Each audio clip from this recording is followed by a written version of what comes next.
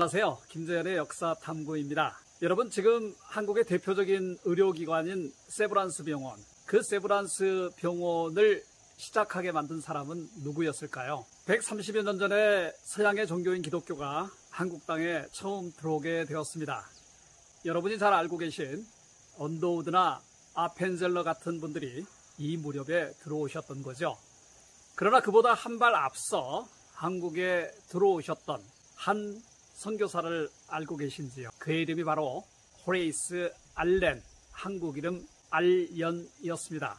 오늘은 저희가 몇 년 전에 출간했던 선교사들의 이야기, 지금까지 한국에 들어왔던 외국 선교사들은 3천여 명에 달하고 있는데요. 그 중에 50명을 선별해서 간략하게 일반인들과 목회자들과 또 학자들도 나눌 수 있도록 책을 낸 적이 있습니다. 그 50명의 이야기를 오늘 알렌의 이야기부터 하나 둘씩 여러분과 함께 같이 나누고자 합니다. 호레이스 알렌을 다음과 같은 네 가지로 한번 설명해 보면 어떨까요? 이분은 중국을 거쳐서 한국에 들어왔던 한국인 최초의 정주 선교사였습니다. 일종의 평신도 선교사였죠. 이분은 미국 오하이오에서 신학을 공부했고 마이애미에서 의학을 공부한 다음에 중국의 선교사로 갔다가 그곳에서 잘 적응하지 못하시고 한국에 들어오게 되셨죠. 첫 번째로는 신학과 의학을 공부했다는 것. 단순히 신학만 공부한 것보다도 초기 한국에 들어온 선교사들은 신학이라든지 교육이라든지 다른 전공들을 공부한 분들이 굉장히 많았다는 점도 중요한 거죠. 이분은 북장노회의 지원을 받고 한국을 들어오셨습니다. 한국에 아직 기독교 목회자라든지 복음 전도가 허락되지 않은 상황이었기 때문에 이분은 처음에 한국에 들어올 때 신분은 주한 미국 공사관의 담당 의사로, 부속 의사로 들어오게 계시게 됐던 거죠. 여기서 참 재미있는 거는 한국 선교 초기에는 미국 북감리회와 북장로회가 앞서거니 뒤서거니 하면서 서로 영향을 주고받고 한국 선교를 시작했다는 거죠. 예를 들어서 알렌이 들어오기 전에 일본의 맥클레이 선교사가 한국을 먼저 와서 고종 황제를 뵙고서 한국에서의 의료와 또 교육 선교를 허락을 받고 가지 않으셨습니까? 그런데 실질적으로 북장로회 지원을 받았던 알렌 선교사가 부속 의사라는 신분이었지만은 먼저 들어와서 기독교의 토대를 놓으셨던 거죠. 나중에 언더우드와 아펜젤러의 경우도 사실은 감리교와 장로교의 협업과 또 앞서거니 뒤서거니의 이야기를 따라서 한국에 기독교가 전파되기 시작했죠.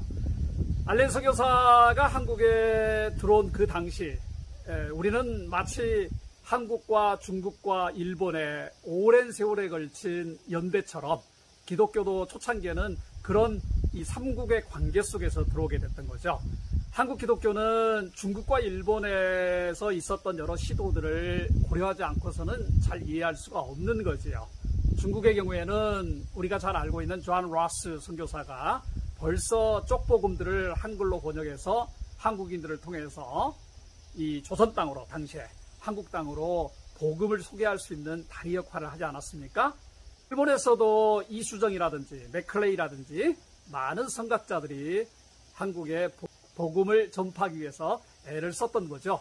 물론 그 이전에도 귀칠라프라든지 토마스 선교사라든지 한국에 복음을 전하기 위해서 나름 애썼던 분들이 있지만 정부의 허락을 받고 어떤 신분이든지 간에 기독교라는 것을 안정적으로 소개시킨 것은 알렌 선교사라고 볼 수 있습니다.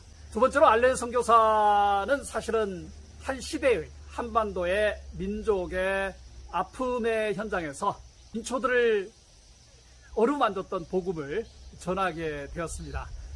한국은 19세기 말에 굉장히 많은 정변들과 또 혁신들과 일종의 쿠데타들도 일어나지 않았습니까? 사회 전체가 소용돌이에 있었던 시점인데 당시에 1884년에 우리가 알고 있는 갑신정변이 일어납니다.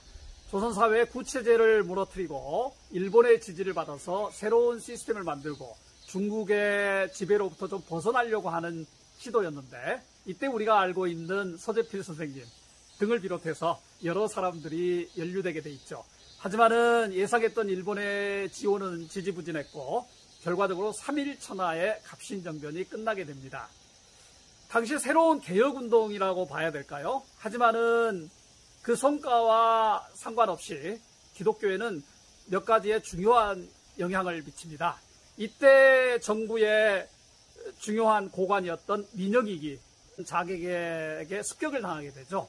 목숨이 퇴로올 때 알렌 선교사가 민영익을 치료하게 됩니다.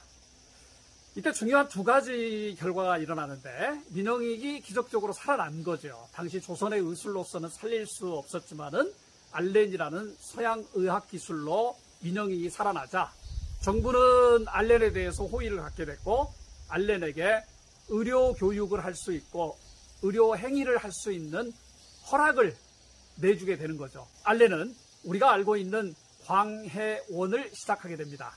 2주 후에 이 이름이 제중원으로 바뀌는 거죠. 그리고 나중에 세브란스까지 연결되는 시작점이 되는 거죠. 광해원이라는 것은 House of Extended Grace, 널리 펼쳐진 은혜를 베푸는 곳이다, 자비를 베푸는 곳이다라는 뜻이었고, 제중원이라는 것은 많은 무리들을 구제하는 병원이 되기를 원하는 의미를 갖고 있죠. 나중에 세브란스의 지원을 받아서 오늘날 우리가 알고 있는 세브란스 병원의 시작이 이루어지는 거죠. 이 시발점이 바로 알렌이 경험하고 알렌이 치료했던 바로 1884년의 갑신정변의 하나의 결과였던 거죠. 두 번째는 나중에 저희가 여러분과 함께 나누고자 하는데, 이 갑신정변은 우리가 그동안 잘 연결짓지 못했던 서재필 선생님의 참혹했던 경험과도 연결이 됩니다. 그 많은 활동에도 불구하고 한국 역사에서 비교적 감춰졌던 분이 서재필 선생님이십니다. 저희는 서재필 선생님에 대한 책과 연구를 진행하면서 이분이 갑신정변 때 실은 3일 천하로 끝났기 때문에 박영호라든지 바로 일본으로 피신했고, 결과적으로는 일본에서도 보호를 해줄 리가 별로 없잖아요. 서재필 선생님은 결국 두 번째 망명인 미국으로 건너가게 되십니다. 그곳에서 이루어진 이후에 이분의 활동과 또 독립운동은 우리가 다음 기회에 한 번 더 다루도록 하겠습니다. 역사라는 것은 참 그런 것 같아요. 본인은 당장 일어나고 있는 일에 대해서 사실 왜 이런 일이 일어날까 잘 모르잖아요.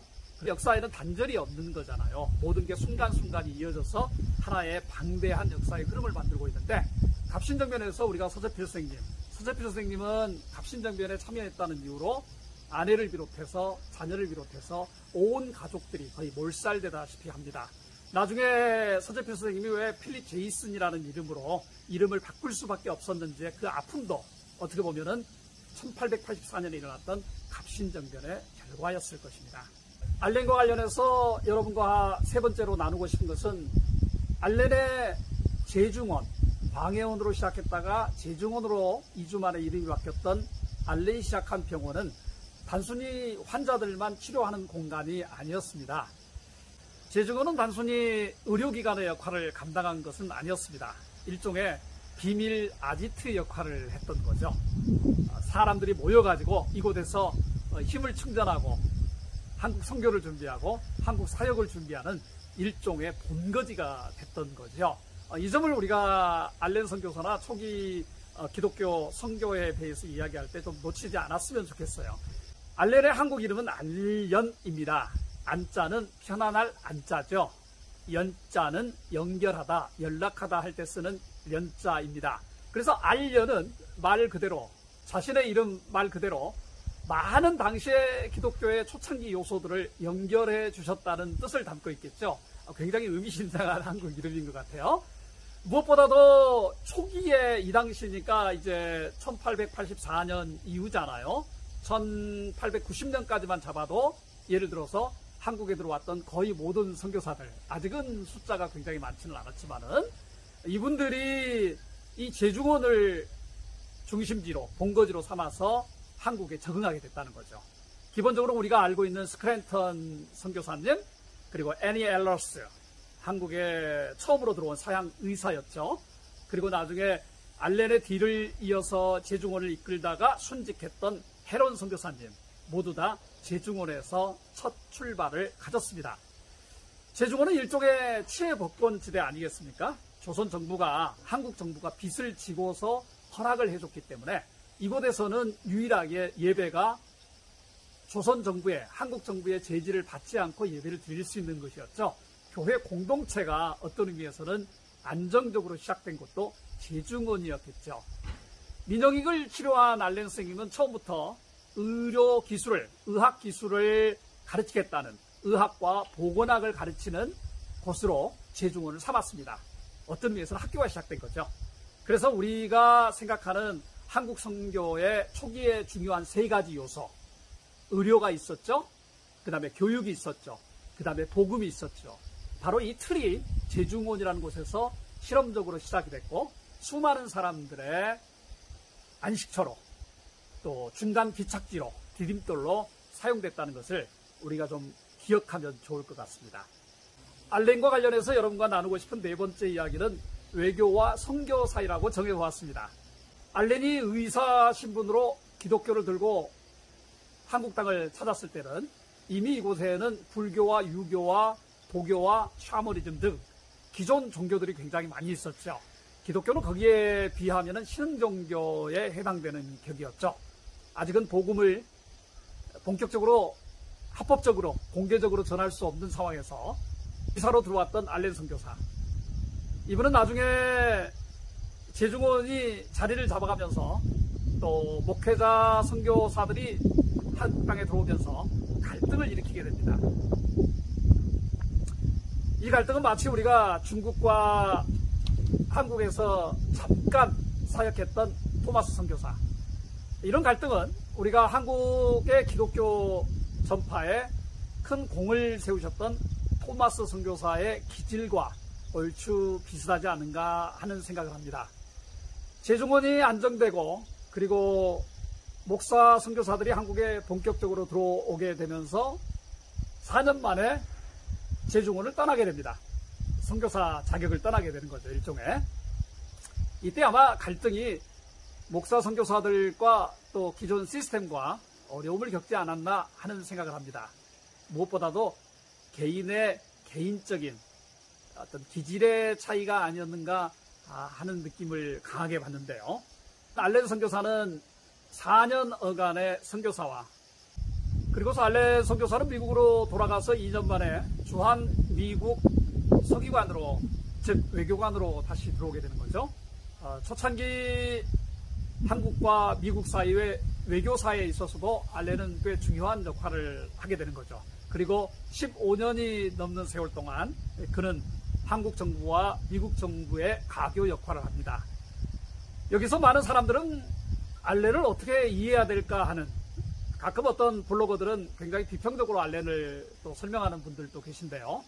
우리가 두 가지 점을 한번 생각해 봤으면 좋겠어요. 외교관이기 때문에 어떤 의미에서는 미국 정부의 이익을 대변할 수밖에 없잖아요. 실질적으로 알렌은 나중에 운산금광이라든지, 그리고 한성전기, 그리고 경인철도 부설권을 미국이 획득하는데 중심적인 역할을 합니다.